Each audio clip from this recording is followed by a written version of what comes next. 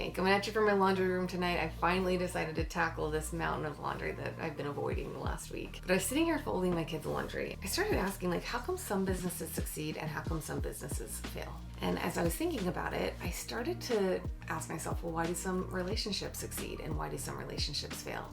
And I noticed that there's a lot of similarities and a lot of parallels. And I just wanted to talk through and share that with you guys tonight. Some of the things that I've learned along the way as I've built my own successful online business. Also, as I have been married, I've been divorced, I've had good relationships and bad relationships. And I think that there's a lot of similarities between the experiences I've had with both. I guess I should mention, I said I've built a successful business. I have now. I had many failed businesses along the way until I got to this point. I started thinking about, okay, like, what does it feel like when you're very first starting something new? A first date or a brand new business idea or business venture or something that feels exciting to you. And it's kind of interesting, right? Because I think at the beginning, things feel differently than they do over time. So for example, like a first date, right? I used to always say, it's not really you going on the first date. It's like your media relations person, right? Like you're projecting this version of yourself that you want them to see, and you're projecting everything that you're hoping they will fill in your life. It's kind of like that with businesses, right? Or let's say you don't even want to own your own business, but you go to school to get a degree and then you get your first job and you're projecting all these things your life is going to look like. And then over time you realize, okay, hold on. You start to see things that initial projection didn't look and feel like. And the truth is, we all have a story in our head, right? Of what we want X, Y, and Z to look like, what we want our partner to look like, what we want our business to look like, what we want our dream life to look like. And at the beginning, right, what might happen is you hear one piece of a story or of an idea and you're like, oh my gosh, that is the piece of the puzzle that fits inside my head. Like, this is gonna make it all happen, right? And what happens is, I might have to stop folding because I keep getting distracted. What happens often is that at the beginning, we don't really notice the rough edges on the pieces and that they don't totally fit together right. Over time, you start to notice those things, but it's human nature for our brains not to, oh man, my pile of laundry just tipped over. It's human nature for our brains not to notice that they're not fitting together the way that you initially thought. And I think it's important to recognize this and be mindful of this and just pay attention to it. Because in relationships, that can be a pitfall if down the road, you're not paying attention to things at the beginning and you notice them later. In businesses, it can too, especially with social media, right? We might see people on social media and think, oh my gosh, they have the perfect life. They're doing everything I want to do. I'm so unhappy where I'm at now. I want to just be like them. I think it's important to just, in either scenario, just take a step back for a second, just sit and kind of try to be an observer and just recognize and try to see, all right, do these pieces all fit together or do they not? I think, I say this a lot, I talk about this a lot. Social media is a funny thing because, say on Instagram stories, for example, somebody can share 10 stories a day. 15-second stories, that's 150 seconds. That's literally 2 minutes of their life that you're seeing. That's it, of the entire 24 hours of the day. And so you might create this story in your head. It's not your fault if you do it. We all do it. I do it too. But we might create these stories of, oh my gosh, this person has this amazing life. They have all their stuff together. They're doing everything I want to do, and start to feel unhappy because we wish our life looked more like that. I would just caution you to just be aware that might be happening and just be an observer. Just sit back and watch and try to wrestle with how you're feeling when you see that or when you think those thoughts or think those things. Same thing in your relationships too, right? We don't all walk on water, nobody does, myself definitely not included. And I think it's easy at the beginning to just think, oh my gosh, everything's amazing. I'm kind of relating these two because I think oftentimes it's easy for us to understand relationships. It's harder for us to see things in business. So that leads me back to my beginning thought that I had is, why do some relationships and businesses, why do some last and why do some fail? And I think it comes down to 3 contracts, right? So we have our legal contracts. So if you start a business or if you have a business partner, that's pretty straightforward. If you get married, it's a legal contract. Pretty simple, easy to understand.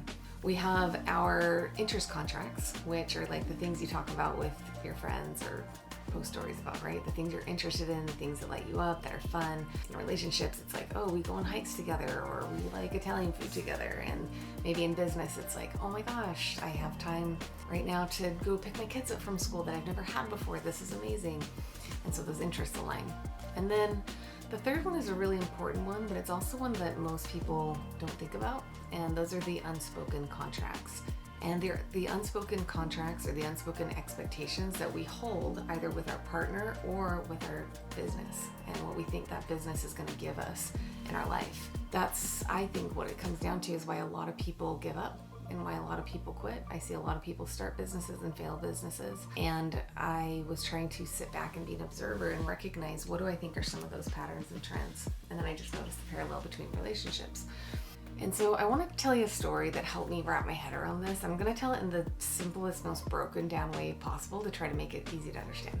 So there was this 18-year-old girl, and she had grown up in Podunk, Iowa, small town, and she had never left the county before ever, and she got married. And she was so excited when she got married. She's like, oh my gosh, I met this big guy. He's been out of the county twice, and he's so handsome, he's so much fun. And so they got married. So 6 months later, they're sitting on the couch, and he opens up a magazine, and they see this big 2-page spread of a New York City skyline. And he kind of offhandedly goes, yeah, I'm gonna be a big shot lawyer in the city someday. And all of a sudden in her head, she's like, oh my gosh, that's my dream.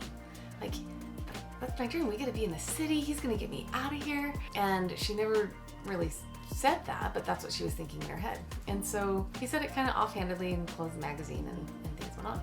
Right? So that was her unspoken expectation, her unspoken contract. And then in his head, he's like, man, I met this great girl. She comes from a good family. She's really pretty. She was one of 76 kids in our class. And so in his mind, his unspoken expectation was that they would look great together, and he'd look great on her arm and all those kinds of things. A couple months goes by, and he comes home one day and he's like, honey, I bought the tire shop in town. Tony and I decided to partner up, and we bought the tire shop. And in her head, she was like, what? What about the city? Like, what about my dreams? What about me and what I wanted? And she got really sad and depressed because she's like, I thought this was going to be different than what I'm experiencing. And she kind of started eating her emotions and gained a whole bunch of weight. And so at that time, then his unspoken expectations were broken too, because he had this idea that, whatever his expectations are. And so both of their unspoken expectations, because they were never spoken, but they were these expectations in their head, were starting to fall away. And so the end of the story goes that, he's working at the tire shop, and this pretty woman comes in and starts flirting with him, and he ends up having an affair, and the couple goes to counseling. And through counseling, they can see that there were these unspoken expectations, lots of them, every step along the way. And so they had to decide either one, they could part ways and leave and separate from each other, or two, they could learn to renegotiate those unspoken expectations and recognize that, okay, this was chapter 1 of our story. Now this is going to be chapter 2. And at every single chapter in your life, you're going to have to renegotiate those contracts with each other if it's going to be lasting. That was just a made-up story, in terms of relationships, but for some reason, I remembered that from a long time ago.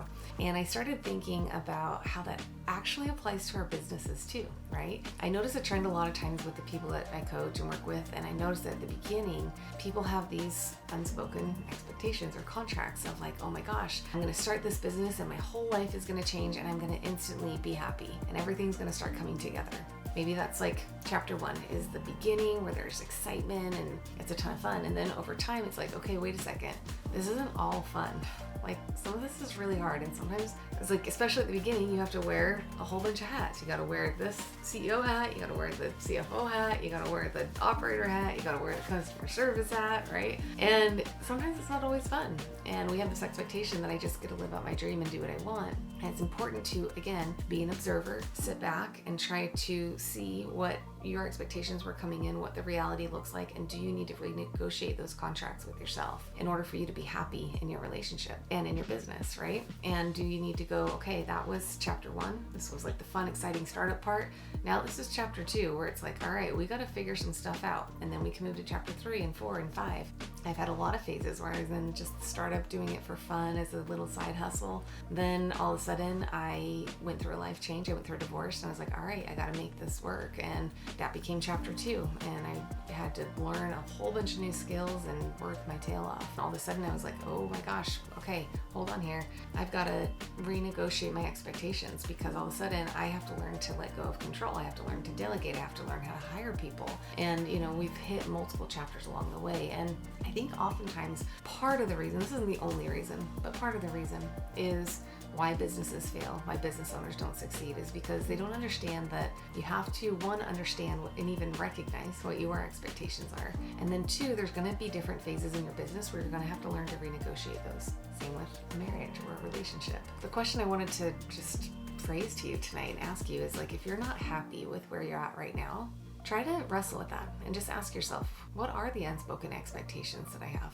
with my relationships? Or what are the unspoken expectations that I have with my business? And then, just like the couple in that story, you can decide, okay, do I want to leave? Do I want to quit my business? Do I want to quit my job and start a business? Or do I want to stay and renegotiate those contracts? Stay and, renegotiate these unspoken expectations. And I think that when we get really good at doing that, it's sitting back, being trying to be a neutral observer, recognizing that we're entering a different chapter, and so we have to look at things a little bit differently. And for me, that has been one of the things that has really helped me as I've moved through I still have more chapters to go, hopefully, with the business, but is saying, all right, what were my expectations for this company, for this phase, for my life? And what pieces am I not willing to renegotiate on? And what pieces am I willing to renegotiate? And I think when you are willing to stick firm, like don't change everything, right? It's important to have boundaries and know what's important to you.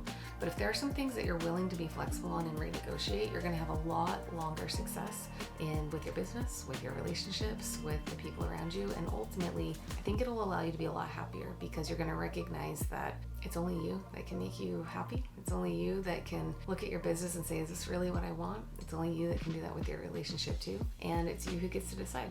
And I can't answer that question for you. That's something you have to answer. But it's something that I was thinking about tonight and reflecting on as I was folding laundry. And I was kind of chuckling as I was sitting here thinking about all this tonight before I started filming this, because I was like, you can have business success, you can do all the things, and at the end of the night, you're still sitting on your laundry room floor folding the kids' laundry. Anyways, I hope that was helpful. If you enjoyed that, leave a comment. I love hearing your guys' comment and feedbacks. And if you wanted to share, if you've wrestled with unspoken expectations in the past, what are some things that you've learned? It'd be fun to create a conversation about this in the comments. And if you like this video, if you like more content like this, make sure to like and subscribe, and we will see you in the next video.